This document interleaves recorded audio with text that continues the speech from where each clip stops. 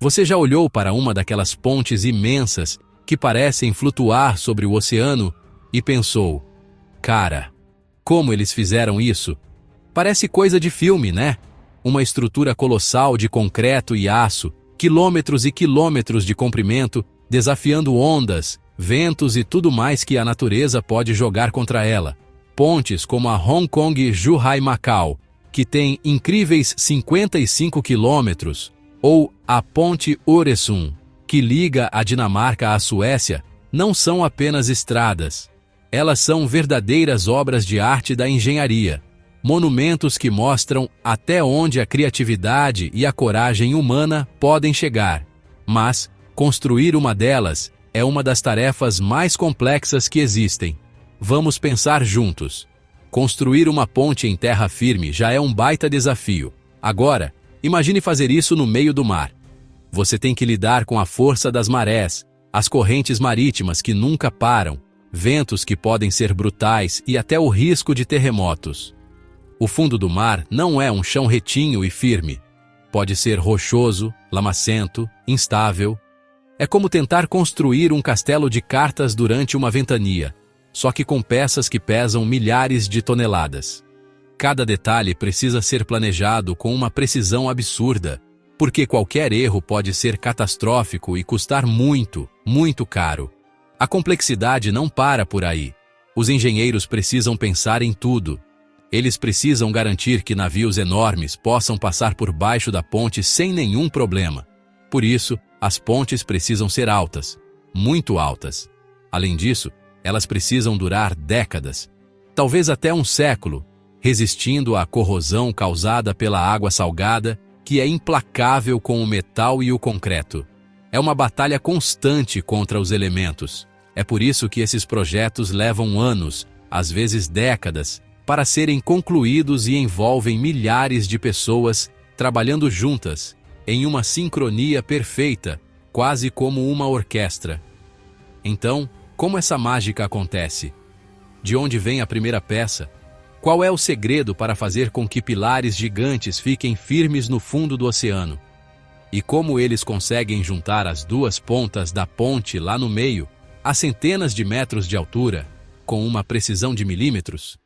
Nos próximos minutos, a gente vai embarcar em uma jornada para desvendar todos esses segredos. Vamos explorar passo a passo o processo de construção dessas maravilhas da engenharia, desde a primeira análise do solo até os sensores inteligentes que garantem sua segurança hoje. Prepare-se, porque a engenharia por trás dessas pontes é simplesmente espetacular. Tudo começa com uma pergunta fundamental: onde exatamente vamos construir essa ponte? A escolha do local é uma das decisões mais críticas de todo o projeto. Não é só traçar uma linha reta no mapa e pronto. Engenheiros e geólogos passam meses, às vezes anos, estudando a área. Eles usam sonares e equipamentos de alta tecnologia para mapear o fundo do mar, criando um mapa tridimensional super detalhado. Eles precisam saber exatamente o que tem lá embaixo. É rocha sólida? Areia? Lodo? A resposta para essa pergunta vai definir o tipo de fundação que eles terão que usar e, basicamente, o custo e a viabilidade de todo o projeto.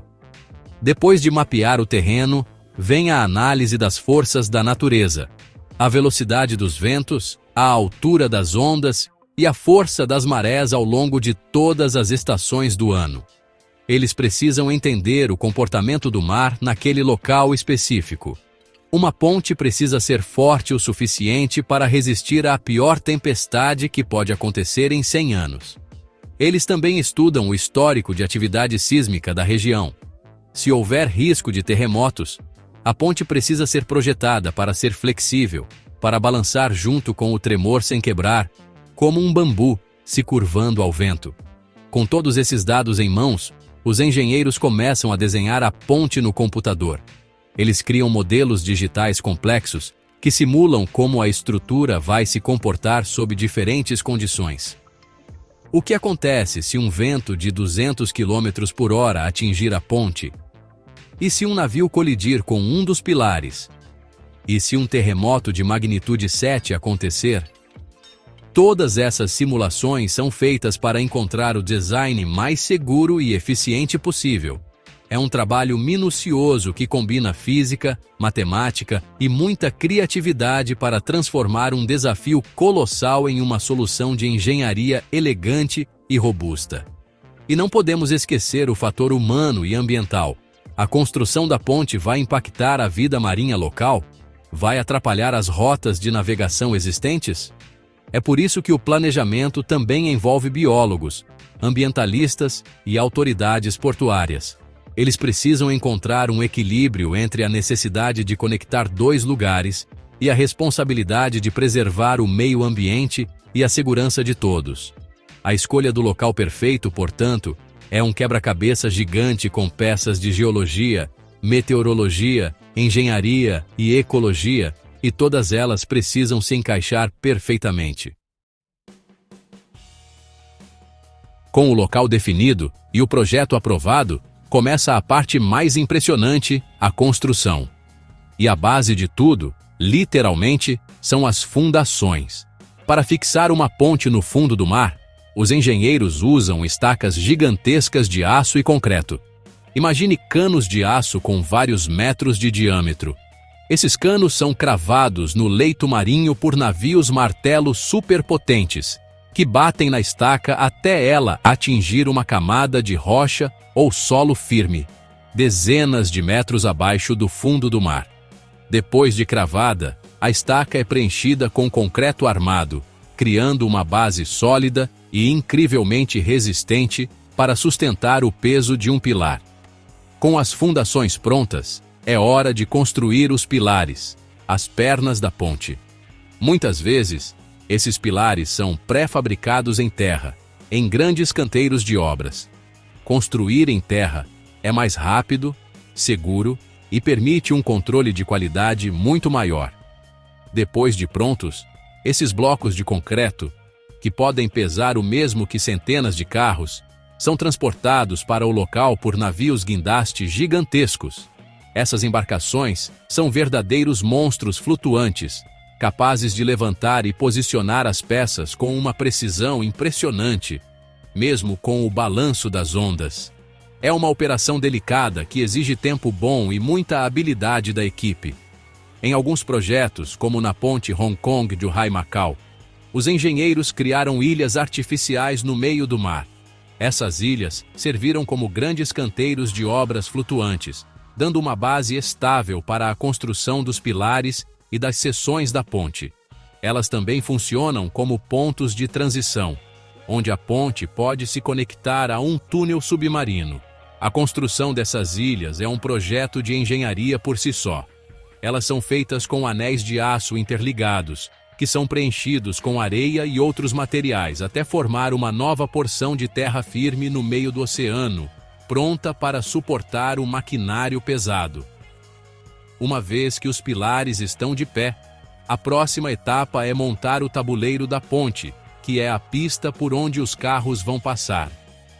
Assim como os pilares, as seções do tabuleiro também são, na maioria das vezes, fabricadas em terra. Cada segmento é transportado por balsas e depois içado pelos navios guindaste. As peças são encaixadas uma a uma, como um gigantesco quebra-cabeça de Lego. Esse processo é repetido dezenas, centenas de vezes, pilar por pilar, até que as duas extremidades da ponte comecem a se aproximar uma da outra, preparando o terreno para o momento mais esperado de toda a construção. Olha, o momento mais tenso e emocionante na construção de uma ponte é, sem dúvida, o fechamento do vão central. É quando aquelas duas seções, que foram erguidas a partir de lados opostos, finalmente se encontram bem no meio. Esse é o grande finale, sabe? É a hora em que todo o planejamento e precisão são realmente postos à prova. A última peça, chamada de a duela de fechamento, precisa se encaixar perfeitamente, com uma tolerância de apenas alguns milímetros. Qualquer erro de cálculo ao longo de quilômetros de construção apareceria justamente nesse momento. É um trabalho que exige nervos de aço e muita tecnologia de ponta para garantir que tudo saia perfeito, mesmo. Para garantir essa precisão absurda, os engenheiros não confiam só em treina e medição manual, não. Eles usam sistemas de GPS de altíssima precisão, muito mais avançados do que aquele que a gente tem no celular. Esses sistemas monitoram a posição de cada segmento da ponte em tempo real, com uma margem de erro mínima mesmo. Além do GPS, eles usam lasers e sensores para medir as distâncias e os alinhamentos o tempo todo.